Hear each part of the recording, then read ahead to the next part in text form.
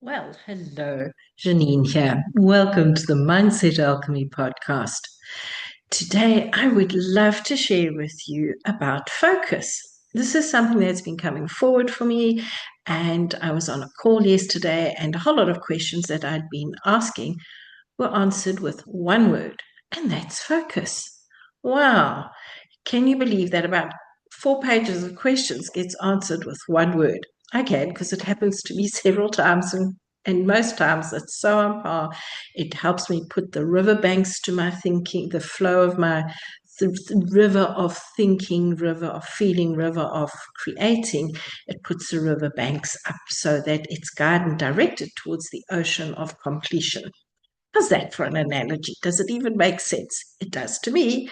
I have found many times that it is so important to help clients put those riverbanks of boundaries, of feeling safe, of moving forward in place, because otherwise the water just spreads. The water of thought, of purpose, of everything just spreads across everywhere. Is it beneficial to the land in the real world? Absolutely. Is it beneficial to you here? Well, only if you're a manifesting generator. Even then, you require the boundaries of the banks of the river of thought and of time and all these things. Anyway, I digress. Today, I would like to share with you about where focus goes, energy flows.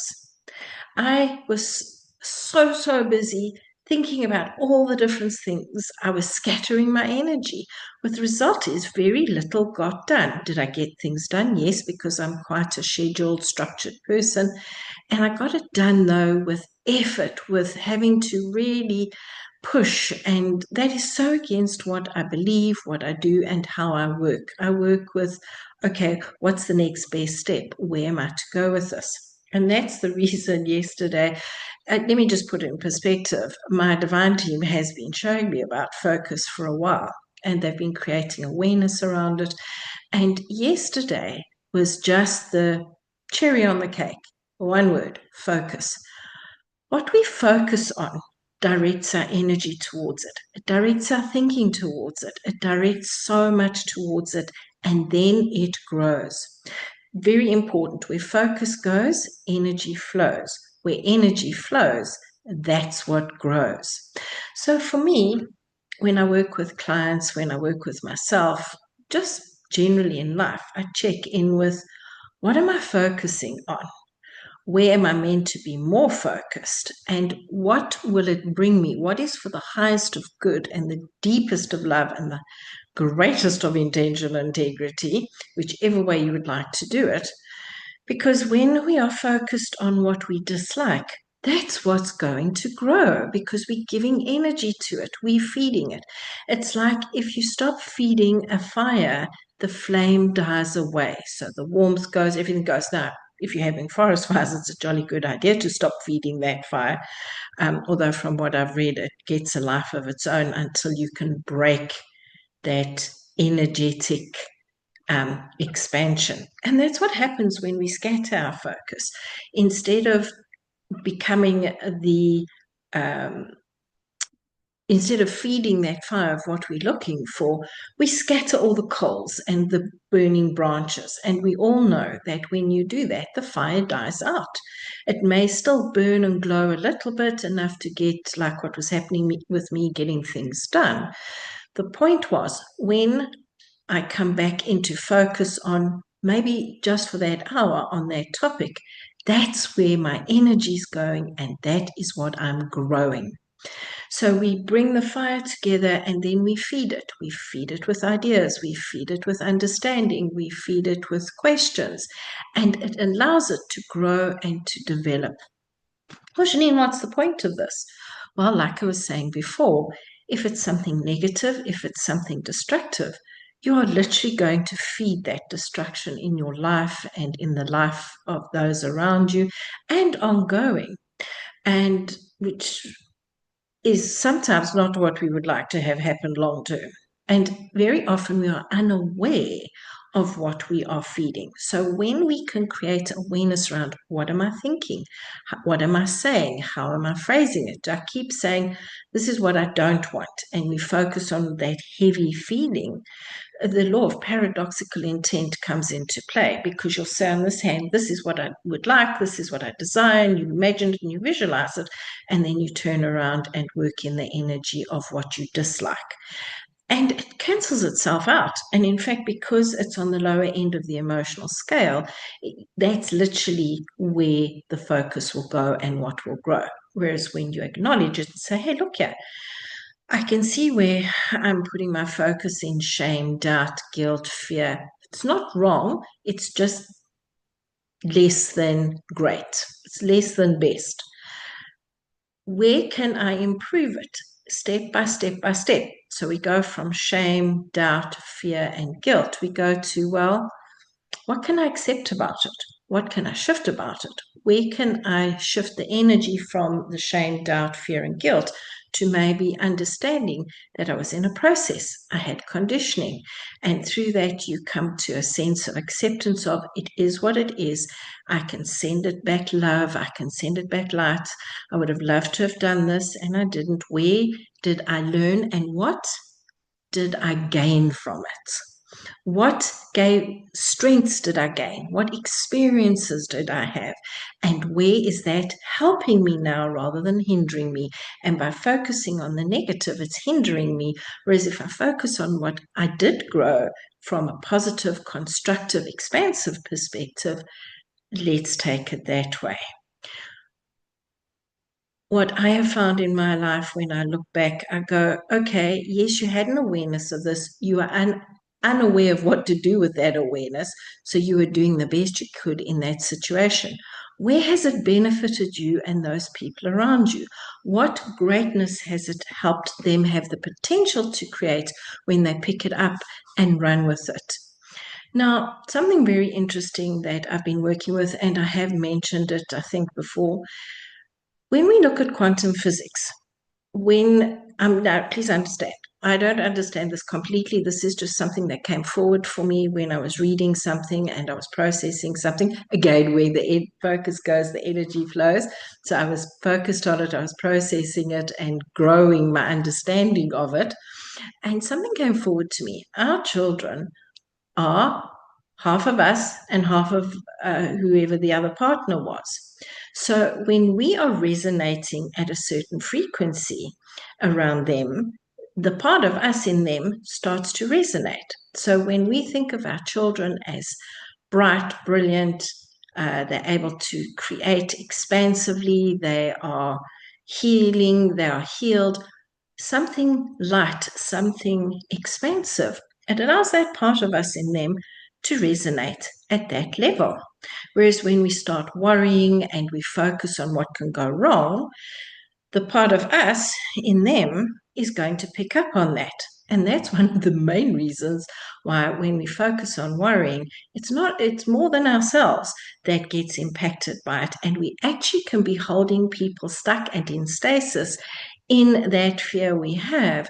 Whereas when we shift that fear and go, wow, this person is great at this and they're wonderful at that, and you know what, everything else will work out because the universe always allows things to work out. I know that they will be able to do X, Y, Z. It would be wonderful if they can do that. The part of us in them will then start resonating with that. Where focus goes, energy flows. Where energy flows, that's what grows.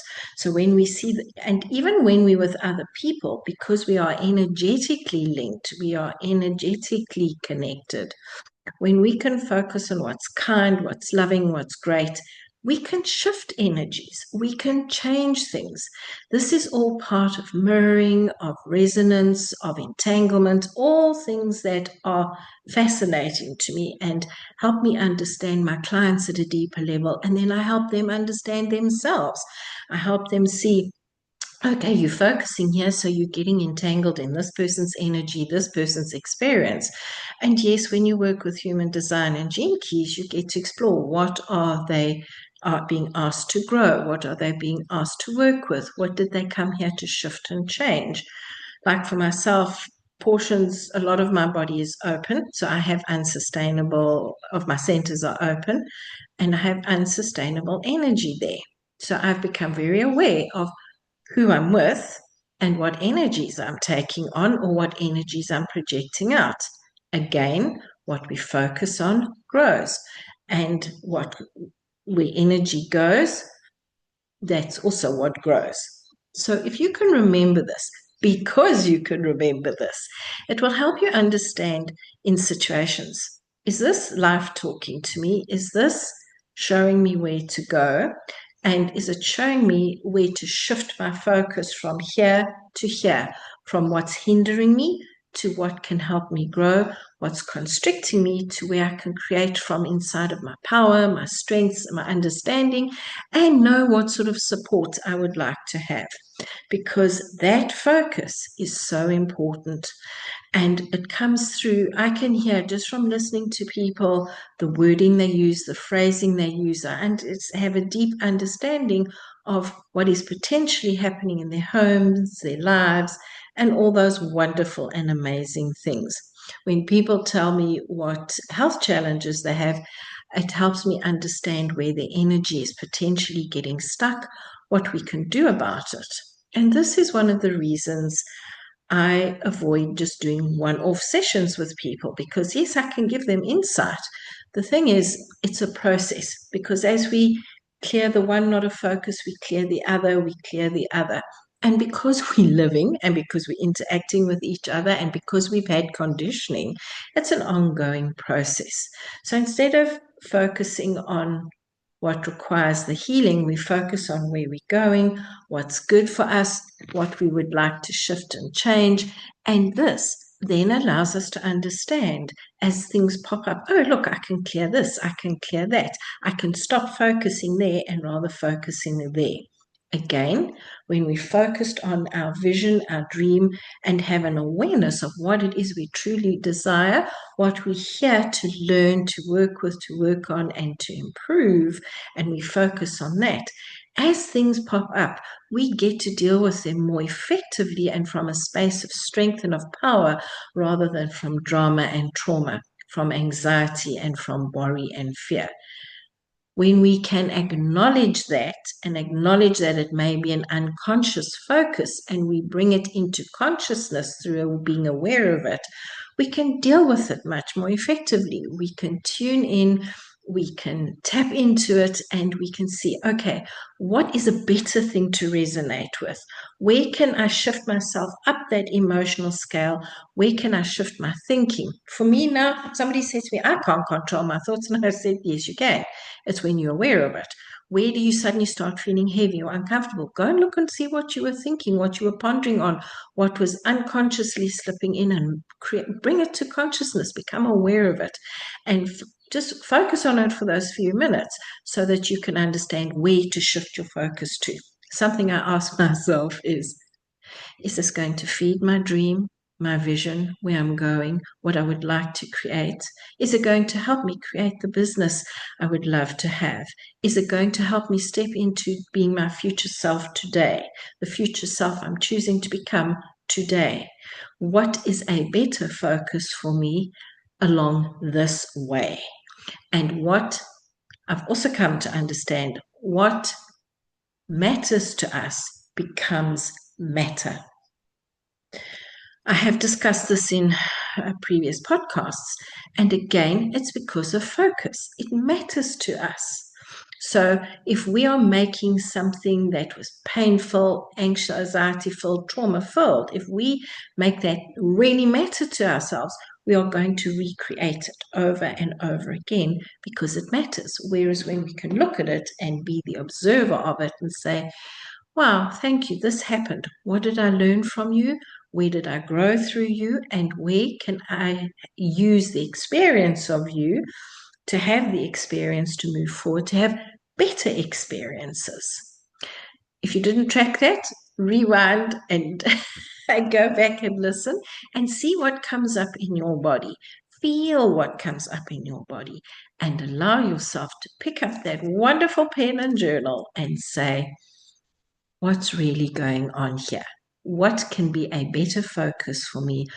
What can matter more to me that I can allow to become matter that's pleasant, abundant, prosperous, life affirming rather than life stealing? People, if you'd like to know more about how I can help you, reach out. My contact details will be in the show notes. In the meantime, check in with what matters to you. Get curious about where your focus is going and what's growing in your life, and see better ways of pivoting that thinking.